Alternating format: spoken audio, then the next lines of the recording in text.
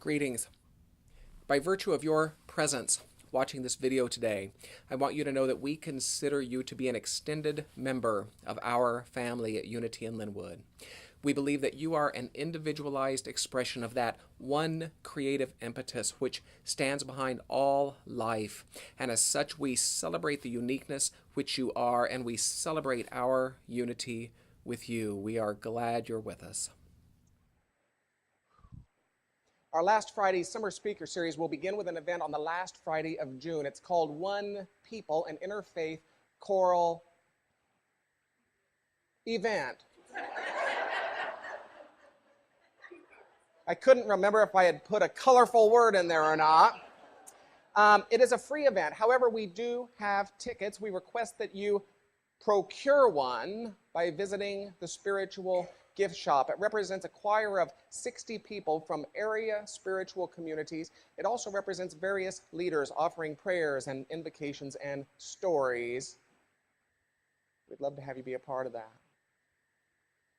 Keys to the Kingdom is designed to help students identify and change limited beliefs about abundance, happiness, and success. This is not a course about simply getting more money or accumulating more material things, thank God.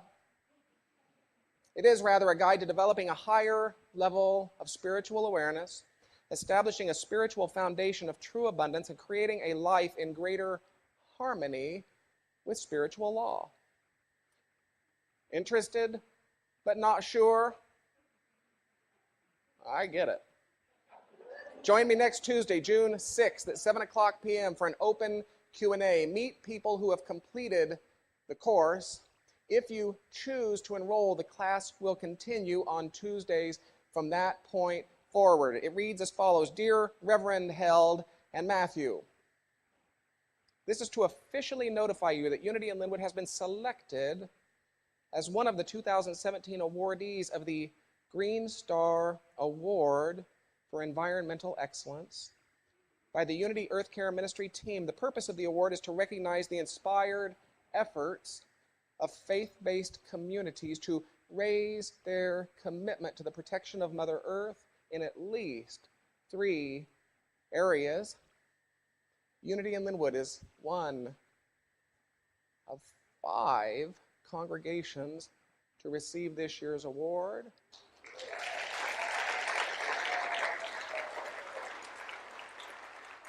You will receive a certificate and be recognized on the Unity Worldwide Ministries website, as well as at the 2017 Unity People's Convention in San Antonio, Texas, June 12 through 16. Congratulations and thank you. Congratulations and thank you. Congratulations and thank you. If you happen to see our Earth Care Coordinator, feel free to give her a pat on the back. Her name is Judy Hastings.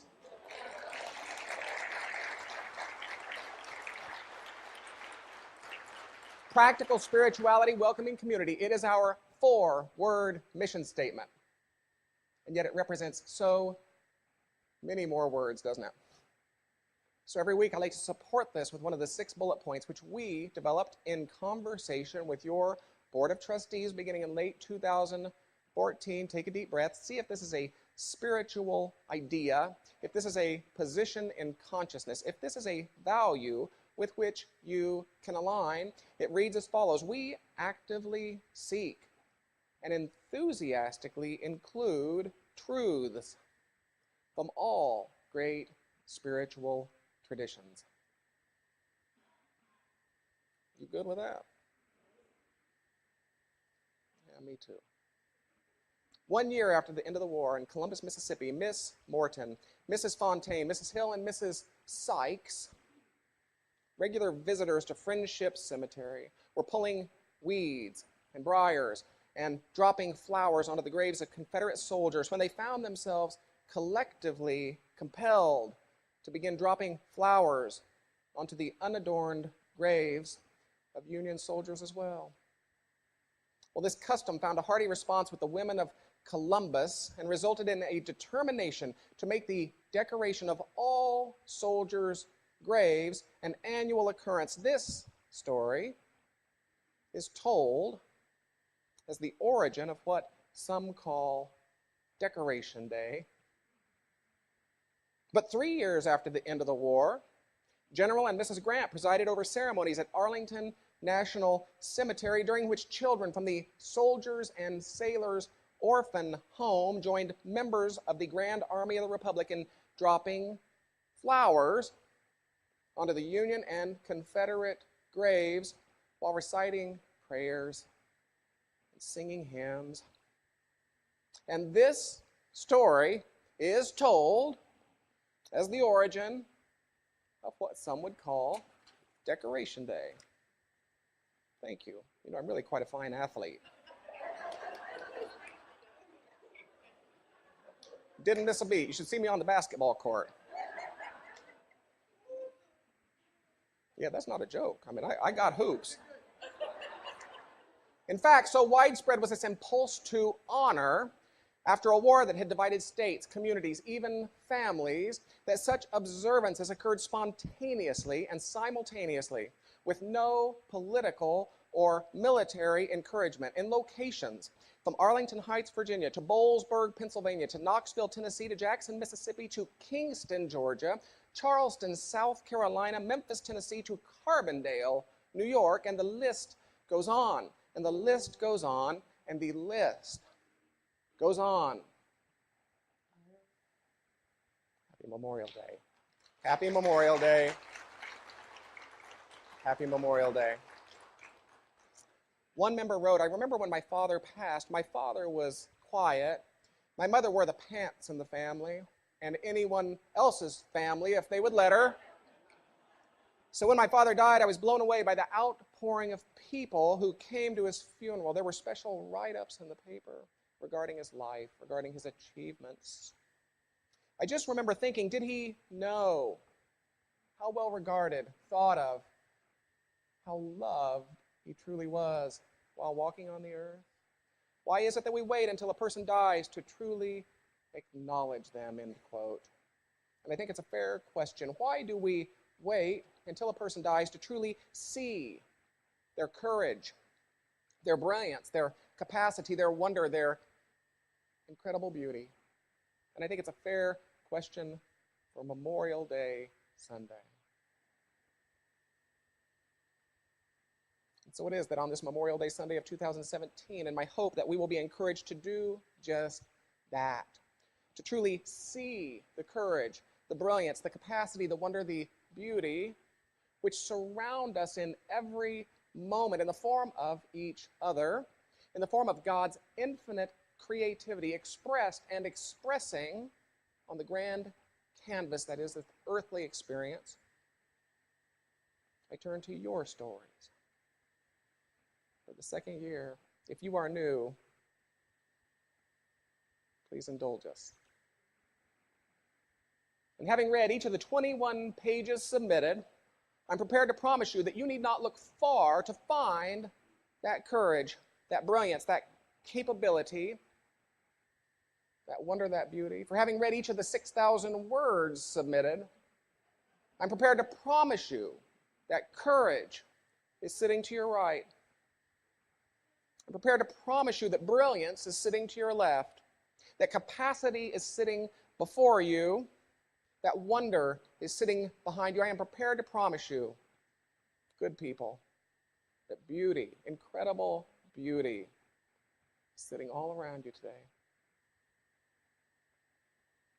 And while I have cherished reading each of the 21 pages and each of the 6,000 words, I ask you to please forgive the inevitable and necessary omissions and edits. Are you ready? One member wrote, when I was 24, I answered an ad in the back of Outside magazine. It was to be my first solo cross-country trip. I arrived the Saturday after Thanksgiving with $8 and no prospect of a meal until Monday. It was here that I met my next employer, who hired me to cook and wrangle during a 42-day late spring trip into the Teton wilderness, doing field work for the Fish and Game Department. Now, while I hadn't lied to get the job, I hadn't exactly told the truth either. When asked if I could cook, I said sure out loud and mentally listed eggs, toast, and beans. Let's just say that there was a copy of The Joy of Cooking in my duffel bag. I spent the days caring for the horses, learning to cook and tie diamond hitches to secure loads on pack horses, doing measurements in lakes and streams. It was 30 days into the trip that I rode out with a pack of 3 to get supplies. As a product of the suburbs, I'd had little, well, make that no experience, reading a backcountry map. And there I was, trying to follow a faded pencil line on a worn map. 6 hours of steady riding through bear country, armed with a small handgun I'd been told to use on myself if I encountered a bear.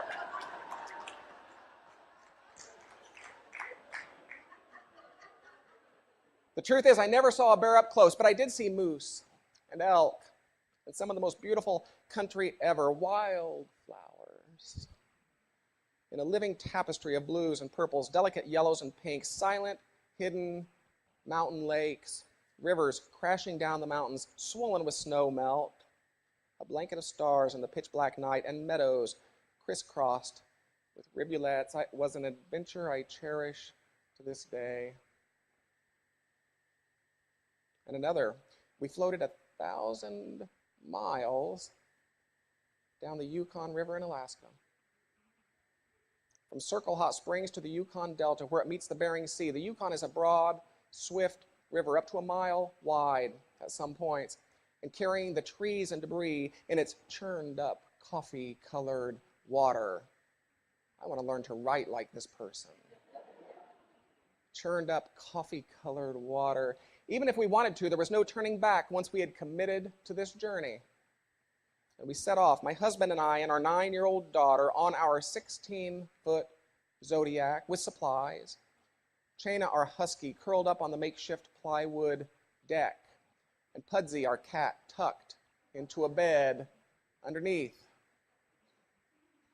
We traveled through Indian and Eskimo territories, made camp on beaches inhabited by bears, and finally tied up after many days at the village dock on the tundra where we would teach for the following year. Another one, my partner and I had a snorkeling, very different from a snorking.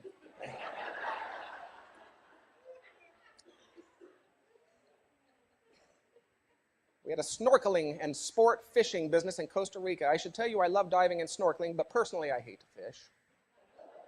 The fishermen love it though, and I'm really good at finding fish.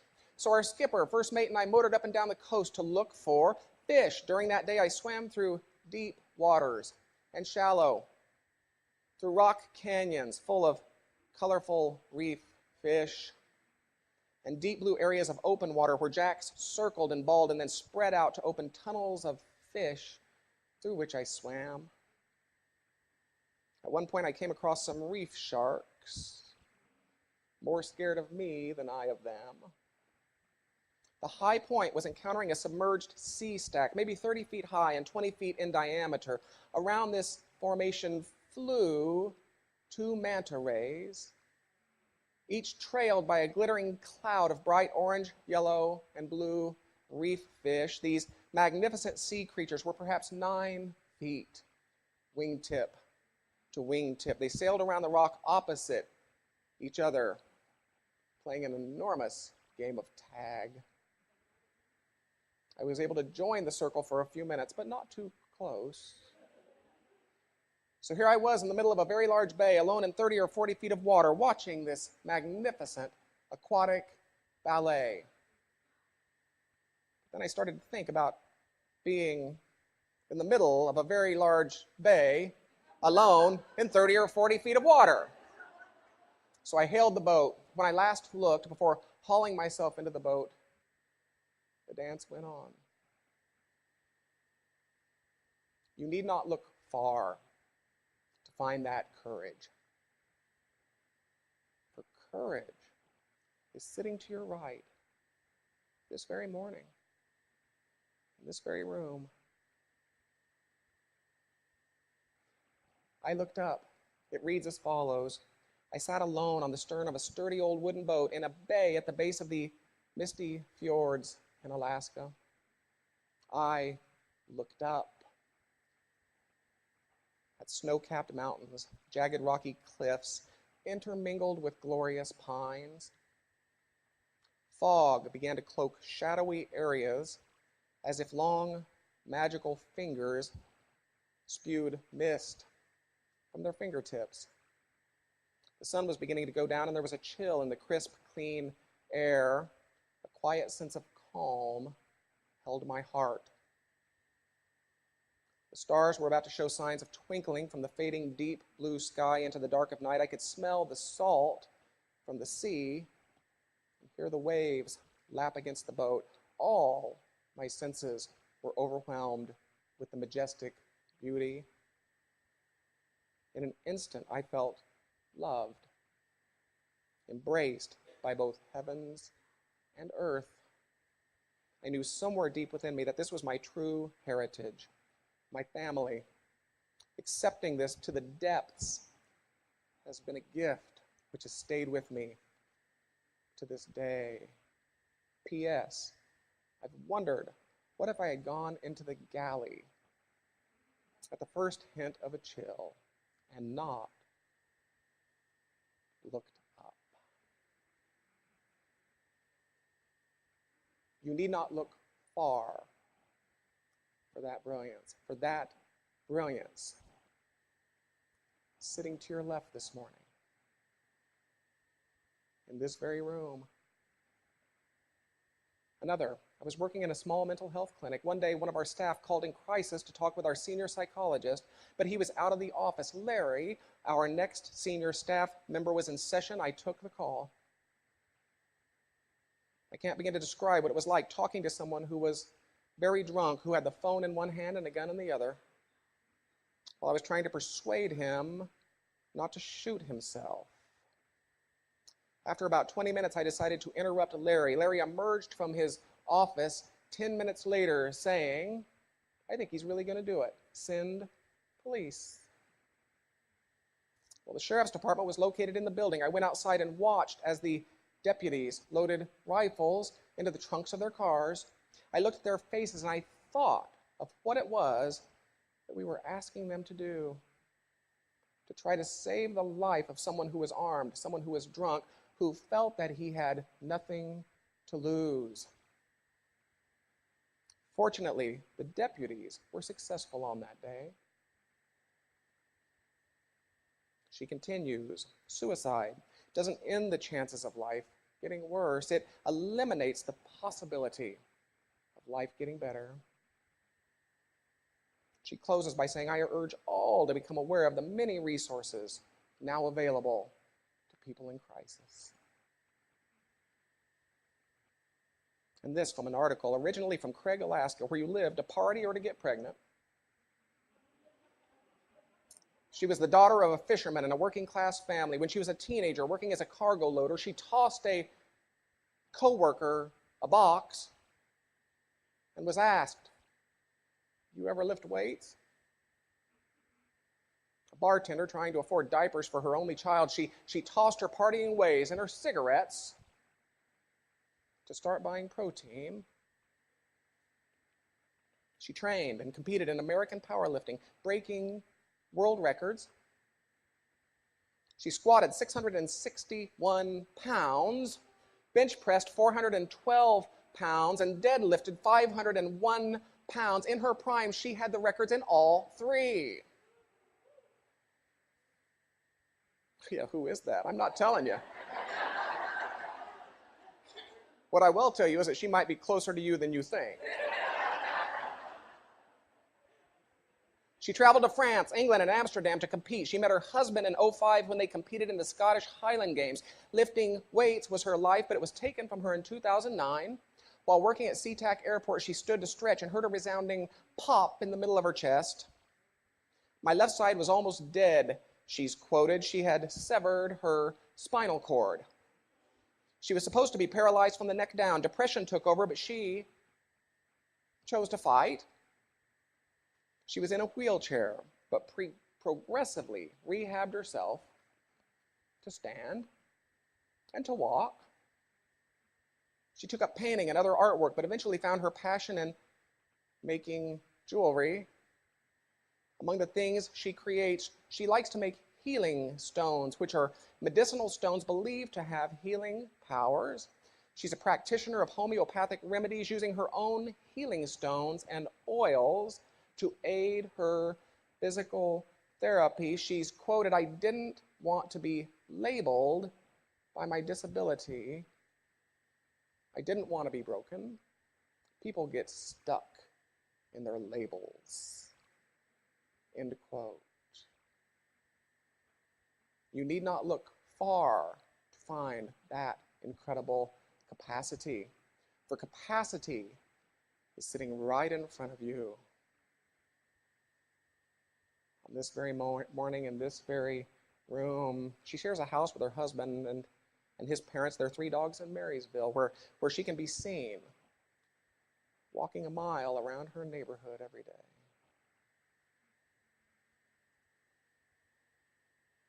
I was 39 years old when I received a call that my 32-year-old brother in California had collapsed and was hospitalized in critical condition. I immediately flew down and was able to talk briefly with him that evening. We deeply loved each other. He had a brain aneurysm. Many medical steps and expert treatment, but he died 10 days later, leaving a wife and a 3-year-old son. Following the funeral, I returned to Seattle, incredibly sad and heavy. I was walking past my bookcase when a book fell out, landing by my feet. It was a book inscribed by my brother. It was a book I didn't know I owned. A folded paper fell out, and it was the poem, A Psalm of Life by Longfellow, copied in my brother's handwriting. First paragraphs: "Tell me not in mournful numbers, life is but an empty dream. For the soul is dead that slumbers, and things aren't what they seem. Life is real, life is earnest, and the grave is not its goal. Dust thou art, to dust returnest, was never spoken of the soul." With these words, my world changed. I felt his presence, his love. I was both ecstatic and shocked at the unexpected, unbelievable happening. In those few seconds, I was opened to new worlds, far beyond my current thinking. My whole world of perception and possibility changed.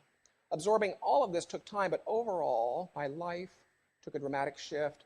I became a student and an explorer of consciousness and spirituality with all its rich rewards. She closes by saying, "Thank you, dearest Bob." And you need not look far to find that wonder. For wonder is sitting right behind you this very morning in this very room. And at last, she writes, "Bethlehem is home to 180,000 people. We began by driving to a field that was tilled and unplanted. In the distance, a shepherd with a weathered face tended a dozen sheep on the rocky hillside. He looked like what I imagined the shepherds in the Bible would have looked like. We were there to plant the first olive tree." Now, olive trees are unique because they take years to bear fruit, then they produce fruit for many, many years. The oil from these trees is clear and fragrant and can be sold. The olives can be cured and sold as well. The wood is used to create artisan pieces that are also sold. So this tree, you see, is the beginning of a source of sustenance for people who have access to little. We dug and we dug, we planted, we watered, we blessed the tree, giving thanks for its life and for the earth and for the rain. We chanted and offered blessings to our hosts who lived on this land. We brought a measure of hope by planting this tree. After lunch, we toured the Church of the Nativity with hundreds of people clamoring to walk the single staircase to the cave below where some think Jesus was buried. Our last visit was to the Palestinian Conflict Resolution Center, where we met with Mr. Zogby, its director. We circled him. We laid our hands on him. We blessed him. 50 ministers chanting and praying for this man, for his center, for his people, for his country. And as we left, I stood before the towering gray wall, painted with messages of peace, messages of hope, and frustration, and I could no longer hold back the tears. Sobbing, I felt the pain of all people, Palestinians, Israelis, Arabs, Jews, Christians, Iraqis, Afghanis, blacks, all people who had been oppressed. I sobbed for the reality that we humans are capable of so much harm to one another. I cried for the frustrated efforts of all who so deeply desire peace. But then I remembered the tree that we had planted, and I cried in anticipation and faith that our prayers, that our blessings, that our seeds of hope will one day change this world. And you need not look far to see that beauty. The beauty is sitting all around you this morning, in this very room. If God is the fundamental stuff of life, as I believe God to be, then we honor God by honoring life. So on this Memorial Day weekend, while we honor the life which has moved beyond our sight by lighting that candle, let this important weekend remind us to honor the life which we can still touch with our fingers, which we can still affirm with our words, which we can still acknowledge with our eyes, which we can still regard with our ears. Let this important weekend remind us to honor the courage, the brilliance, the capacity, the wonder, the beauty which surround us in every moment in the form of each other, in the form of God's infinite creativity expressed and expressing on this grand canvas of earthly existence. That when the question arises, did he know how well regarded, thought of, how loved he truly was while walking on the earth, there is something in your soul that is able to rise up and answer, yes, he did, and yes, she did. I won't waste, I won't waste, I won't waste, I won't waste, I won't waste one more minute of my life.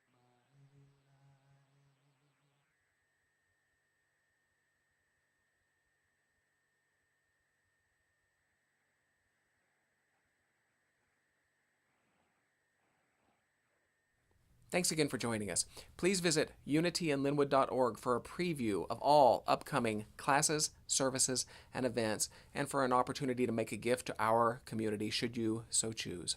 Thank you.